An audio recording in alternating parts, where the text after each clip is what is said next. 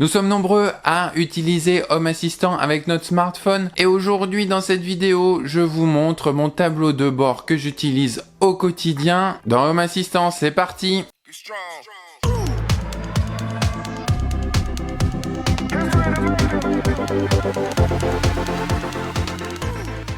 Bonjour, c'est Thomas et bienvenue dans mon journal, dans mon carnet de bord dédié à la domotique. Je suis très content de vous retrouver aujourd'hui pour parler de tableau de bord sous Home Assistant. En effet, vous êtes nombreux à me poser des questions sur les cartes que vous pouvez voir dans les différentes vidéos précédentes. Et aujourd'hui, je voulais vous présenter ce fameux dashboard, ce tableau de bord que j'utilise. Un tableau de bord adapté à une vue avec smartphone. Alors on pourrait très bien faire un seul tableau de bord qui serait responsive, c'est-à-dire qui s'adapterait aussi bien sur un écran que sur un smartphone, sur un téléphone. Moi, j'ai fait le choix de créer vraiment un tableau de bord dédié à mon smartphone. Je suis en train de réfléchir à un tableau de bord dédié à la tablette et enfin un tableau de bord dédié à l'ordinateur quand je suis sur mon bureau. Alors vous allez voir, ces cartes, je les ai pas réellement créées moi-même. Je m'inspire énormément de ce que je peux trouver sur GitHub ou sur les forums et ensuite je vais adapter le code, je vais adapter un petit peu ce que je trouve à mon cas présent et c'est ce que je vais vous conseiller de faire. Aujourd'hui, je vous propose mon tableau de bord. Il est fait pour mon utilisation. À vous de piocher certains éléments pour les adapter à votre situation. Pour ma part, je pioche à droite et à gauche.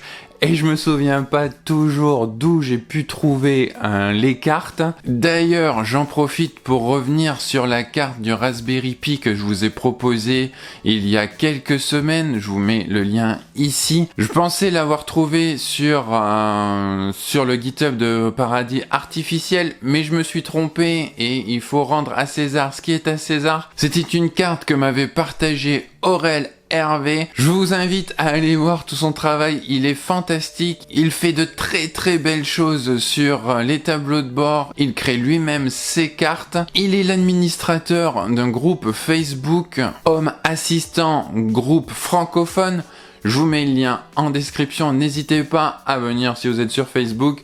Dans ce groupe, vous allez voir, il y a une mine d'informations, il y partage son travail, il partage également ses cartes sur GitHub, comme beaucoup maintenant. Je vous mets le lien en description, allez faire un saut. La carte Raspberry Pi que je vous avais montrée, elle avait été adaptée de ce qu'il m'avait proposé, et vous allez voir que dans le dashboard que je vous présente aujourd'hui, il y a également des cartes qu'il m'avait partagées. Je profite ici pour le remercier et pour le remercier de tout le travail qu'il fait et du partage de toutes ces cartes. Un grand merci en tout cas à Aurel pour tout ce qu'il partage et les différents échanges que l'on peut avoir. C'est toujours très très enrichissant. Alors à quoi ressemble ce tableau de bord pour smartphone? Dans mon cas, je vous propose de passer sur le téléphone et de vous montrer tout ça. C'est parti! Voici à quoi ressemble donc mon tableau de bord sur mon smartphone. Donc c'est quelque chose que j'ai essayé de faire rentrer sur mon smartphone.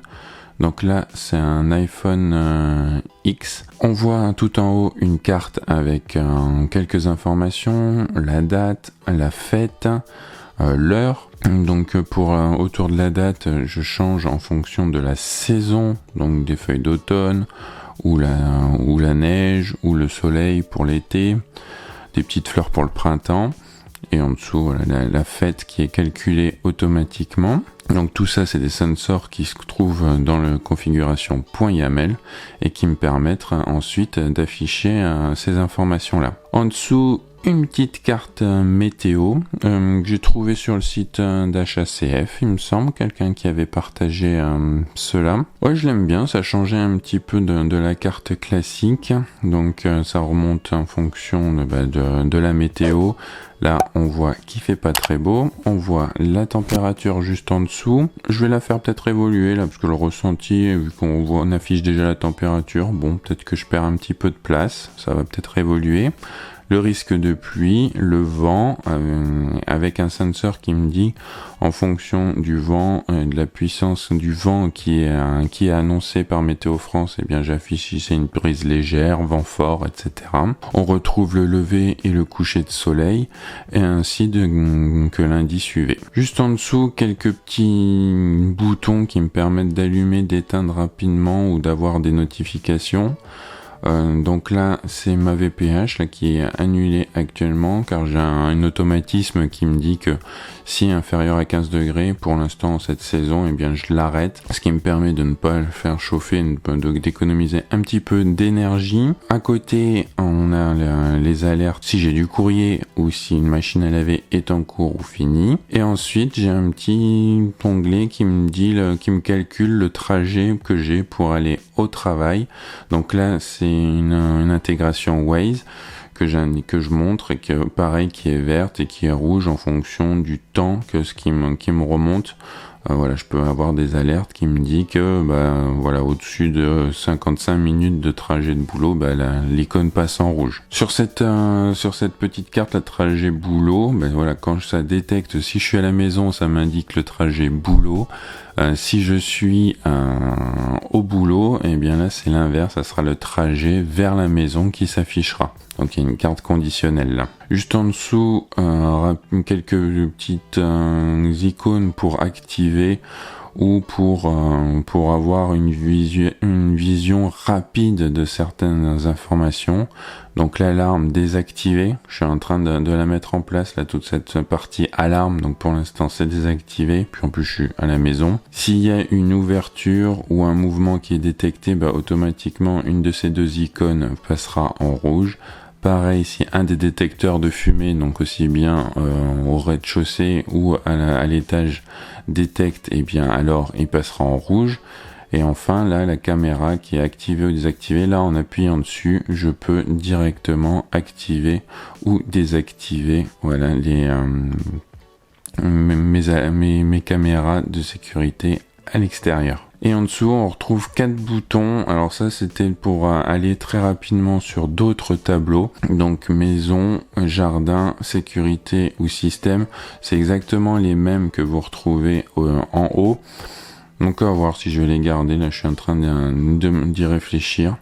Donc là, ensuite, à partir de là, on va sur maison. Là, c'est vraiment toutes les informations de lumière, de température. Et j'ai repris les détecteurs. Donc tout en haut, on a une mushroom card qui me permettent déjà avec la flèche de retourner en arrière. Ça c'est pas mal pour naviguer. On a si on est présent et j'ai mis aussi quelques autres petites icônes qui me permettent d'aller vers des tableaux de bord plus détaillés. Donc à partir de là, j'y reviendrai, mais il y a une carte pour la température et une carte pour les... Mais d'abord cette carte là, ici, ce tableau de bord, un rez-de-chaussée. Donc là, c'est une carte, comme je disais, que j'ai récupérée sur Facebook en échangeant avec Aurel Hervé.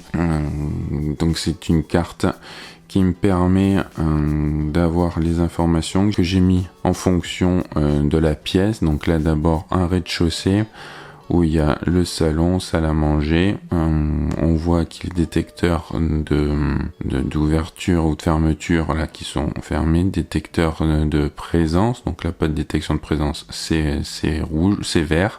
Un petit icône qui me permet d'ouvrir ou de fermer le volet également. Et si j'appuie également sur les icônes, ça me permet d'allumer ou d'éteindre les lumières. Je vous montrerai un petit peu plus bas parce que là, si j'allume, tout le monde dort encore à cette heure-là. Donc voilà, là on fait en fonction du salon, salle à manger, entrée, cuisine. Si je double-clique sur une carte, alors ça m'ouvre un pop-up. Donc là, avec les capteurs qui reprennent température, là c'est vraiment quelque chose que je dois encore avancer, que je dois encore améliorer. On a le détail des lumières. Donc cette carte là, elle reprend le nom de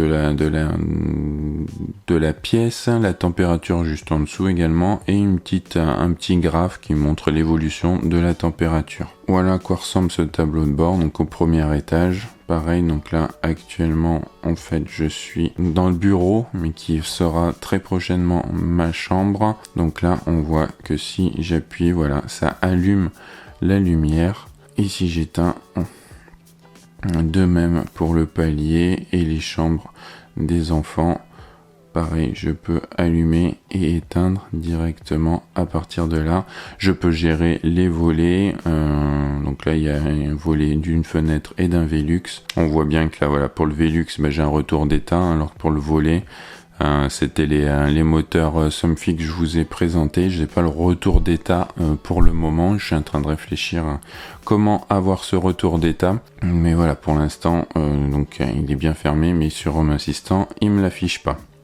Et ensuite j'ai le sous-sol, donc là pareil, hop, je peux allumer et éteindre et je peux avoir l'état de la porte de garage, de la porte qui descend au garage et si un mouvement est détecté. Là où vous voyez par exemple un exemple, la cave à vin, donc qui n'est pas encore une cave à vin, mais en fonction de différents états de la température, je peux afficher une couleur, donc si la température est trop élevée ou trop basse, de même pour l'humidité. Ensuite j'ai une vue jardin, avec là la carte météo que je vous avais déjà présentée. Ensuite, si il pleut en ce moment ou pas, et puis et bien l'historique de pluie sur une semaine. Donc là, on voit un petit peu le pluviomètre, ce qui nous a remonté. Là, c'est quelque chose qui doit encore un petit peu évoluer de mon côté. Je suis pas très content de cette vue. Je sais pas encore trop quoi indiquer. J'ai aussi l'arrosage là qu'il faut que je rajoute. De même pour cet été, là ici j'avais mis une petite icône, hein, toutes mes vues commencent par des boutons mushroom. Là j'avais mis la piscine qui me permettait d'accéder en fait à la température de l'eau, à la filtration. Là ça ne marche plus à cette période, mais ce qui me permettait de gérer un petit peu, mais j'y reviendrai très probablement au printemps prochain ça. Et ensuite on a une carte sécurité. Là ça reprend tous mes capteurs et là j'ai une vue de suite, je vois si une porte est ouverte, une fenêtre est ouverte ou si un mouvement est détecté. Voilà, il y a un petit peu plus de détails. De même pour activer, désactiver les caméras. On a les détecteurs de mouvement de ces caméras dans le jardin et après j'ai quelques caméras qui sont reprises juste en dessous. Rien de particulier là, vraiment juste voilà, une carte qui passe en fonction de l'état du capteur qui affiche vert ou rouge. Ensuite j'ai la partie un petit peu système, donc j'ai tout d'abord des cartes qui me permettent d'avoir une vue sur l'état général du réseau, du système, avec les différents serveurs, donc là le NUC, Raspberry Pi de l'abeille, il n'y en a pas encore, mais j'ai préparé en fait l'icône. Raspberry Pi dans le salon, Octoprint, le VPS et le Raspberry Pi qui est dans la maison familiale à distance. Donc voilà, là c'est des sensors ping qui me permettent en fait de savoir si les Raspberry Pi ou autres serveurs sont disponibles, répondent bien. Ensuite, j'ai une petite carte, alors ça c'est une carte Picture Element, hein, avec Home Assistant, où j'affiche la version de Home Assistant, celle qui est installée et celle qui est disponible pour installation. Donc là on voit, je suis pas sur la dernière version de Home Assistant, j'attends toujours un petit peu. Les mises à jour pour HACS, et puis la taille de ma base de données, de même les capteurs un petit peu. Là, j'ai une supervision de mes différents conteneurs Docker, donc s'ils sont en running ou s'ils sont arrêtés. J'ai la température dans ma baie technique, donc qui se trouve au sous-sol. Et ensuite, quelques informations sur le NUC, donc la charge CPU, la RAM, le SSD, l'utilisation de disque. La même chose pour le NAS. Donc voilà, si une mise à jour de DSM est disponible, alors il me l'affiche. De même pour les CPU RAM et disques. Là, les Raspberry Pi, c'est typiquement les cartes que je vous ai présentées il y a quelques jours. Donc là, je vais pas revenir en détail. Je vous mets un petit lien pour aller voir la vidéo que j'ai faite spécifiquement pour ces Raspberry Pi. Juste en dessous, j'ai pour l'onduleur, donc voilà, où je peux remonter sa charge, la disponibilité, le temps qui me restera si coupure d'électricité et la charge de la batterie. Et ensuite, quelques informations sur le réseau local, Donc là, j'ai un UDM Pro, un Unified Dream Machine avec la charge CPU, la RAM, plus différentes informations ensuite de la borne Wi-Fi que j'ai, donc avec le nombre de clients, un petit peu le pourcentage de satisfaction, donc c'est le pourcentage d'erreur de connexion à cette borne. Et en dessous, j'ai AdGuard qui là est désactivé pendant quelques instants. Ensuite, j'ai fait une petite vue pour la maison familiale où là, j'ai un petit peu, une vue un petit peu différente. Donc là, j'ai une météo qui est toute simple sur une carte en affichant juste les 3 jours, les prévisions sur 3 jours et puis la température et l'humidité extérieure. J'ai les différentes pièces avec les différentes températures, les cartes et puis pareil, les détecteurs qui me permettent de surveiller un petit peu la maison. J'ai la remontée de mon compteur électrique. Donc ça, je vous en ai déjà aussi parlé, je vous ai déjà fait une vidéo, je vous mets le petit lien là en haut à droite. Et pareil, ensuite en dessous, j'ai la même carte pour surveiller le Raspberry Pi qui est à distance, ainsi que là des petits boutons pour activer ou désactiver l'alarme à distance. Et pareil, je vois directement si c'est un détecteur de présence ou un détecteur d'ouverture-fermeture qui a lancé l'alarme. Voilà un petit peu les quelques vues que j'ai. Comme je vous le disais, là tout en haut, ici sur la carte maison, j'ai fait aussi d'autres vues. Là aujourd'hui, ce sont des vues qui sont dans le tableau de bord qu'on voit en haut. Là, il y a eu une mise à jour de Home Assistant. Je pense que ça va être des sous-vues et qu'elles ne s'afficheront plus une fois que j'aurai fait la mise à jour de Home Assistant. Ça sera vraiment des sous-vues. Donc c'est une nouvelle fonctionnalité de Home Assistant, donc à voir. Donc là, c'est vraiment juste pour avoir un suivi des températures un petit peu plus précises, avoir une vue générale. Bon, pas forcément utile, j'y vais pas très souvent, donc je me demande si je vais la garder. Et ensuite, j'ai également une vue pour l'humidité et pour la surveillance de mes plantes. Voilà un petit peu à quoi ressemble mon tableau de bord en ce mois d'octobre 2022. Mais il y a de fortes chances que ça varie pendant l'hiver qui va arriver. Je suis vraiment curieux de savoir ce que vous pensez de ce tableau de bord, de savoir ce que vous avez pu implémenter vous également de votre côté. Si vous avez partagé votre tableau de bord quelque part, n'hésitez pas à mettre les liens en dessous en commentaire avec une petite phrase.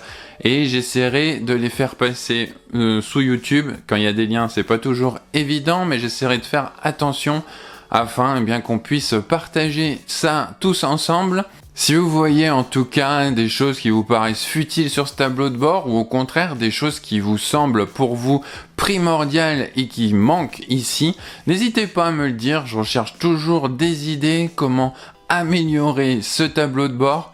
Je crois que c'est un travail en continu. Je suis déjà en train de repenser un petit peu certaines cartes. Donc voilà, c'est un tableau de bord qui est vivant et qui va vivre au fur et à mesure des prochains mois. Cette configuration est disponible sur mon GitHub, je vous mets le lien en description, n'hésitez pas à aller jeter un coup d'œil. Si vous êtes membre de GitHub, n'hésitez pas à laisser une petite étoile sur ce projet GitHub. Ça fait toujours plaisir, un petit peu comme sur les vidéos YouTube, un petit pouce bleu, abonnez-vous à la vidéo si cela vous plaît. Si le monde de Home Assistant, de la maison intelligente, de la domotique vous intéresse, alors vous êtes sur la bonne chaîne. Et moi je vous dis à très bientôt pour une prochaine vidéo. Bye bye!